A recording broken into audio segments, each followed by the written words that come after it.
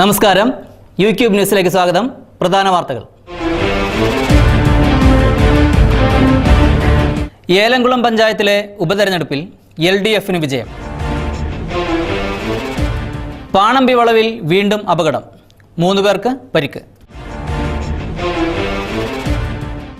ആടുകളെ ജീവിതത്തിന്റെ ഭാഗമാക്കി മൊയ്തു. ഞാൻ ദയാനന്ദൻ. വാർത്തകൾ വിശദമായി.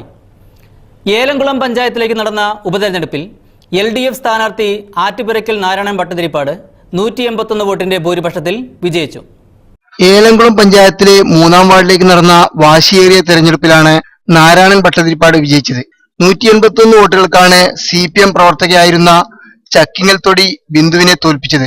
ഭട്ടതിരിപ്പാടിന് 431 വോട്ടും ബിന്ദുവിന് 250 വോട്ടും BJP സ്ഥാനാർത്ഥി ചന്ദ്രത്തൊടി രമേശിന് 58 വോട്ടും ലഭിച്ചു. സ്ഥിരം സമിതി അധ്യക്ഷനായിരുന്ന LDFിലെ K മോഹൻ രാജിവെച്ച ഒഴിവിലേക്കാണ് ഇവിടെ ഉപതെരഞ്ഞെടുപ്പ് നടന്നത്. 80.6% പോളിംഗ്. 923 വോട്ടുകളിൽ 739 വോട്ടാണ് പോൾ ചെയ്തത്. അനാവശ്യമായി നടന്ന തെരഞ്ഞെടുപ്പായതിനാൽ ജനങ്ങൾ ആ രീതിയിലാണ് പ്രതികരിച്ചതെന്ന് LDF പറഞ്ഞു. ഏലംകുളം ഗ്രാമപഞ്ചായത്തിലെ കിഴങ്ങത്തോളം 3-ാം വാർഡിൽ നടന്നിട്ടുള്ള ഉപതെരഞ്ഞെടുപ്പിൽ ഇടതുപക്ഷ ജനാധിപത്യ മുന്നണി സ്ഥാനാർത്ഥിയായിട്ടുള്ള ആറ്റുപുറത്തൽ മനക്കൽ നാരായണൻ ഭട്ടതിരിപ്പാട് 181 വോട്ടിന്റെ ഭൂരിപക്ഷത്തിലാണ് വിജയിച്ചത്. കഴിഞ്ഞ വർഷം 162 വോട്ടാണ് നേടിയിട്ടുള്ളത്. അതിനേക്കാൾ കൂടുതൽ ഭൂരിപക്ഷത്തോടു കൂടിയാണ് ഈ തെരഞ്ഞെടുപ്പിൽ വിജയിച്ചത്. 181 വോട്ടിന്റെ ഭൂരിപക്ഷം. അനാവശ്യമായി മുൻ മെമ്പർ രാജിവെച്ചതിനെ തുടർന്ന് അനാവശ്യമായിട്ടുള്ള വന്നിട്ടുള്ള ഒരു തെരഞ്ഞെടുപ്പാണെന്നുള്ളത് കൊണ്ട് ആളുകൾ ആ രീതിയിൽ തന്നെ അതിനെ പ്രതികരിച്ചിട്ടുണ്ട്.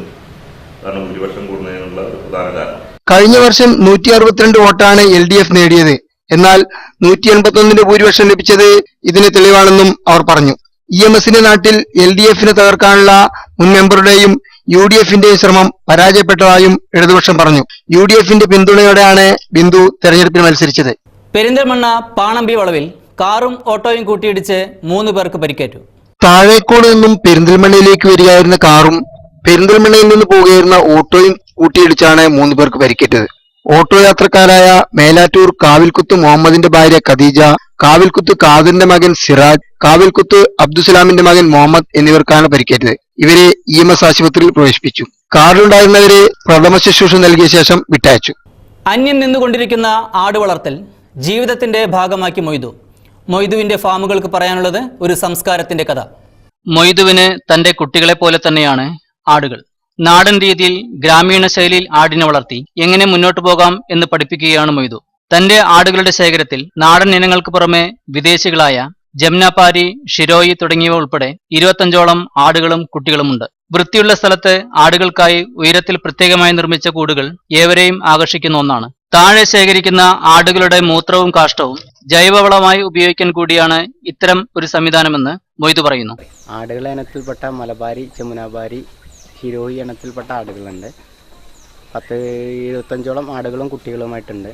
അന്യം നിന്നുപോയൊരു കാർഷിക സംസ്കാരത്തെ നമുക്ക് എങ്ങനെ നമ്മുടെ നാടൻ രീതിയിൽ ഗ്രാമീണ ശൈലിയിൽ എങ്ങനെ മുന്നോട്ട് കൊണ്ടുപോകാൻ പറ്റും എന്നൊരു ചെറിയൊരു പരീക്ഷണത്തിന്റെ ഭാഗമായിട്ടാണ് ഞാൻ ഈ സംരംഭമായിട്ട് മുന്നോട്ട് പോകുന്നത്. ഇവ ഉപയോഗിച്ചുള്ള മൊയ്തുവിന്റെ പ്രത്യേക കൃഷിരീതികൾ യൂട്യൂബ് ന്യൂസ് മുമ്പ് റിപ്പോർട്ട് ചെയ്തിരുന്നു.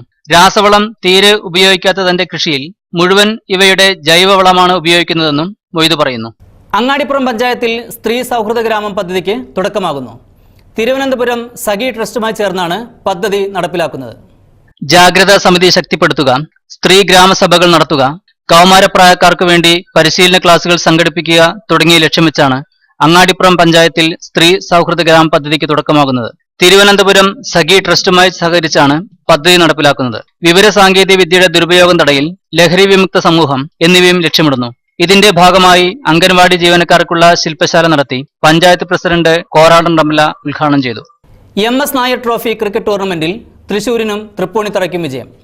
ഇൻഡോട്ട് തൃശൂർ ഫാൽക്കൺസ് CD കോഴിക്കോടിനെ 5 വിക്കറ്റിനാണ് പരാജയപ്പെടുത്തിയത്. തൃപ്പൂണിത്തറ ക്ലബ് പൈനിയേഴ്സ് CC ചേർപ്പിനെ 4 വിക്കറ്റിന് തോൽപ്പിച്ചു. പ്രധാന വാർത്തകൾ ഒരിക്കൽ കൂടി. ഏലംകുളം പഞ്ചായത്തിലെ ഉപതെരഞ്ഞെടുപ്പിൽ LDFന് വിജയം. പാണമ്പി വളവിൽ വീണ്ടും അപകടം, 3 പേർക്ക് പരിക്ക്. ആടുകളെ ജീവിതത്തിന്റെ ഭാഗമാക്കി മൊയ്തു.